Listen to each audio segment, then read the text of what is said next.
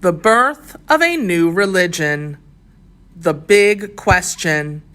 How did Muhammad become one of the most influential religious leaders of all time? No one present at Muhammad's birth could have guessed his future. He had an inauspicious beginning. Although he belonged to the tribe that ruled the town of Mecca and looked after its shrine, Muhammad's father died before he was born. In the 6th century in Arabia, your father's death meant you were legally an orphan, and your position in society was not secure. How did an orphan born in a remote part of Arabia become one of the most influential religious figures of all time? How did a boy in the desert grow to found a new religion and a mighty empire? Life among the Bedouins. While still a baby, Muhammad was sent by his mother to be nursed and raised, as was traditional for infants in Mecca, in the desert among the Bedouins. Removing a child from its mother may seem cruel, but at the time it was actually a way of keeping babies safe. Illness was more common in crowded towns, and if babies became ill, there was no modern medicine to cure them. The desert was healthier. Life for the Bedouins was difficult and dangerous.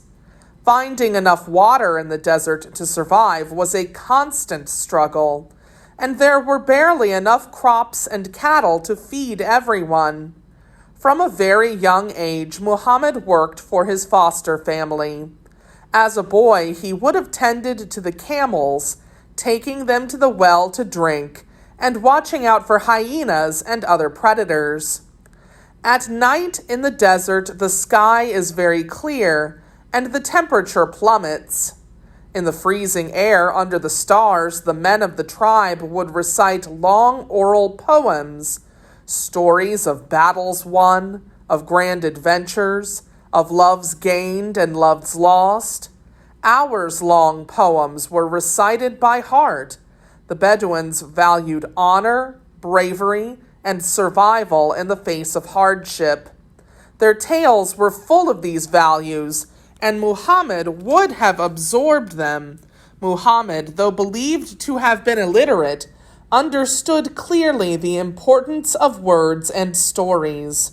For the Bedouins, life in the desert was one of poverty and danger, but also one of beauty. A modern-day Bedouin boy. There are still Bedouins today, some who lead similar lives to those of their ancestors. If you wish to cross the Arabian desert, the Bedouins are your best guides. They know how to find water, handle camels, and how to survive. Back in Mecca. At 5, Muhammad was taken from his Bedouin foster family, the only family he had ever known, and returned to Mecca and his mother. Imagine how strange the city must have seemed after the empty desert. People bustling through the streets, merchants shouting about their wares, rich and poor living side by side. Just a year after Muhammad returned to Mecca, his mother died. He then lived with his elderly grandfather, the head of the tribe, until he also died just 2 years later. In his first 8 years of life, Muhammad had lost both parents, had been taken away from his foster family, and had then lived with his grandfather only for him too to die. This was a time when death and disease were common, but even so, Muhammad had a tragic childhood. These losses may have made Muhammad particularly sensitive to the least powerful in society. He later preached that it was very important to help the most vulnerable, including orphans. Fortunately, Muhammad's uncle, Abu Talib, the new head of the tribe, took him in. From the age of 8, Muhammad worked looking after the camels, traveling along Mecca's trade routes. These trade routes were very dangerous. It was while traveling along them that Muhammad's father had died. The desert was scorching in the day and freezing at night. Most people walked for hundreds of miles, as camels were needed to carry the goods. During the day, they had to watch for raiders who would attack caravans and leave the people to die. At night, people took turns keeping watch for wolves, hyenas, or thieves attempting to steal the camels. Muhammad rose from being a humble camel boy to a merchant and his uncle's closest advisor. He earned a reputation for integrity. As a young man, Muhammad caught the eye of a wealthy widow and successful merchant named Khadijah, who asked Muhammad to marry her. Muhammad agreed, and they are said to have had a very happy and successful marriage, resulting in several children. The Revelations. Muhammad lived quietly and peacefully for many years, busy with his business and family. He was a thoughtful man, and sometimes he would leave the city for several days for the peace and solitude of the mountains. It was on one of these trips, in approximately 610, when Muhammad was around 40 years old, that Muslims believe he had his first vision of the angel Gabriel. Muhammad heard Gabriel commanding him to recite a verse that would later become part of the Quran, the main religious text of Islam. The Quran and the Hadith. The Quran, the recitation, contains the messages Muhammad believed he heard from God through the angel Gabriel over a period of 23 years, and which were written down by scribes and memorized by others during his lifetime. It consists of 114 surahs, or chapters, and is one of the authoritative sources on what Muslims should believe and how they should behave. In addition to the Quran, Muslims follow the Hadith, a collection of reports on the teachings, deeds, and sayings of Muhammad and his close companions that was compiled after his death.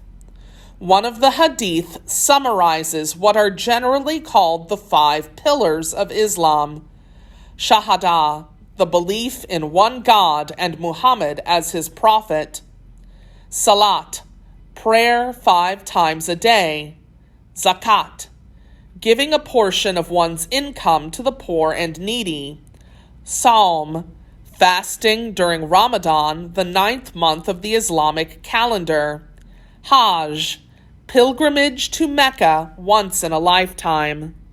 The Quran. Up until this moment, Muhammad had been a polytheist, but through his visions he came to believe there is only one God, the God of Abraham, who is worshipped by Jews and Christians. At first, Muhammad was terrified by his experiences. He first told only his wife, Khadijah, who comforted him and believed him. Then he shared what he had seen and heard with some of his closest relatives and friends, who also believed what he was saying. In 613, Muhammad started publicly preaching his message. Muhammad continued to have visions or revelations throughout his life. They were collected after his death and together form the Quran.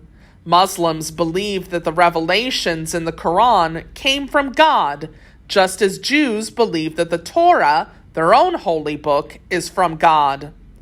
Muslims see Muhammad as the last prophet, someone who speaks the will of God, following Moses, Jesus, and others. Medina and the growth of Islam. Some welcomed Muhammad's message, particularly the less powerful and wealthy of Mecca. But for Muhammad's own tribe, the Quraysh, it was blasphemy. The Quraysh, who worshipped additional gods, did not like being told that their religion was wrong. They made life very difficult for Muhammad particularly after his uncle Abu Talib and his wife both died in 619. The next 3 years were a constant struggle for the first followers of Muhammad, the first Muslims. They were facing violent persecution in Mecca. Their future looked bleak. Some sought refuge in the Christian kingdom of Ethiopia. Neighboring towns were beginning to hear about Muhammad's message and his reputation for honesty. In 622, the people of Yathrib, a town about 250 miles north of Mecca, invited him to become their arbiter and in many ways the ruler of the town. Muhammad agreed. He moved there that same year in 622, and this became known as the first official year of the Islamic era, the year of the Hijra calendar. Yathrib was named Medinat al-Nabi, which means the Prophet's city, Medina for short. The Abrahamic religions. Muhammad came to believe that the God he heard through Gabriel was the God of Abraham, also worshipped by Jews and Christians. Muslims call that God Allah, the word for the God in Arabic. Islam, Judaism, and Christianity are sometimes called the Abrahamic faiths because they all trace their origin to Abraham, believed by Muslims, Jews, and Christians to be God's first prophet. Followers of the Abrahamic faiths believe many of the same things and follow many of the same practices. For example, all 3 religions are monotheistic, the belief in only one God. All 3 religions have holy scriptures that are believed to reveal the Word of God, the Quran for Islam, the Torah for Jews, and the Old and New Testaments for Christians, as well as additional guides for living, in the Hadith for Islam and in the Talmud for Jews. The guidelines about food in Islam, halal, have similarities to the guidance about food in Judaism, kashrut. Religion and politics. In the United States, the First Amendment of the Constitution prohibits the establishment of an official religion. This is sometimes called the separation of church and state. For example, government funds cannot be used to benefit or advance the interests of a particular religion. But for the Islamic and European dynasties of the Middle Ages, religion and government were not separate. Wars were often fought in the name of religion, and religious figures often had political and military authority. You cannot truly understand Muhammad's life or what happened after his death without remembering this. You also cannot understand the Crusades or life in the Middle Ages without understanding the relationship between religion and government. Muhammad's move to Medina as a ruler meant that for the first time Muslims had political power, as they would continue to have to the present day. Over the following 12 years, Muhammad's reach grew rapidly. He used 3 tactics. He preached, winning many new believers. He conducted raids on nearby towns that fought him and his caravans as well. And he made deals with important people, additionally offering wealth to towns willing to join his community of believers. But while his influence grew, he continued to struggle with the people of his own town, Mecca. Many Meccans refused to acknowledge Muhammad as a true prophet. By 630, 8 years after leaving Mecca, Muhammad had converted thousands of people to Islam. He was able to march to Mecca with a force of 10,000 men. When Mecca surrendered to Muhammad, he pardoned his enemies and gave them many important positions. By doing this, Muhammad showed his political wisdom. He knew that if he had humiliated the Quraysh, they would have hated and tried to destroy him. By offering peace and power, he instead made them his allies. Once Muhammad had gained control of Mecca, he quickly used his expanding political and military power to expand Islam. By the time of his death in Medina in 632 CE, all of Western Arabia was under his control, and a huge number of people had converted to Islam. This was the first time that the region had been united by religion or politics. It had happened amazingly fast, just 2 years after Muhammad had conquered Mecca. A map of Islam's expansion under Muhammad. Futuh al-Haramain, a well-known Persian guide to the holy cities of Mecca and Medina. Kaaba. The Kaaba, the cube, was a famous shrine in Mecca that Muhammad's tribe, the Quraysh, looked after, and where its members worshipped their gods.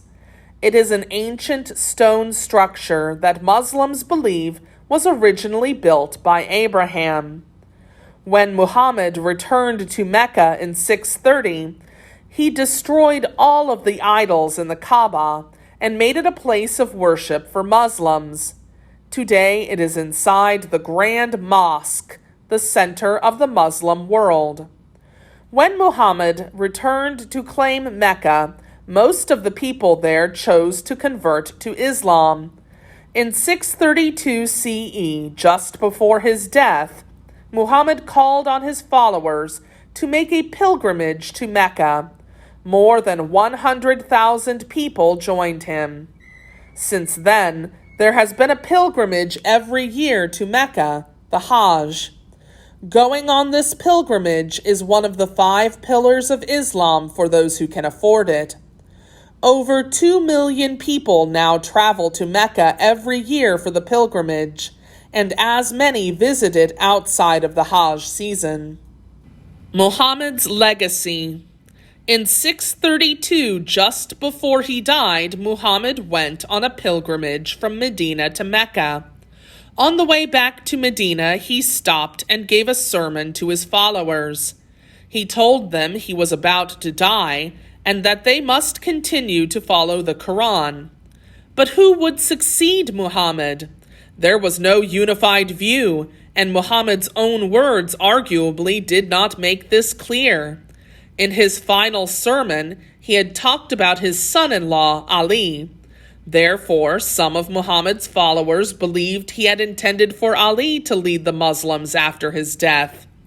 Others who heard the same words, however, felt that Muhammad had not intended for Ali to be the new leader, but was instead merely using him as an example of an important and faithful Muslim.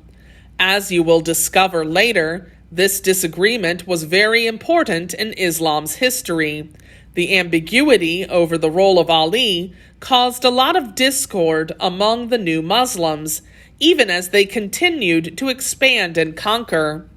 Eventually, this led to the formation of 2 different branches of Islam, the Shia and the Sunni. Muhammad left a great legacy. He overcame many challenges as a young boy and became the most important religious and political leader in Arabia. It was in many ways his continued influence after his death that was most extraordinary. Worshippers at the Kaaba in Mecca.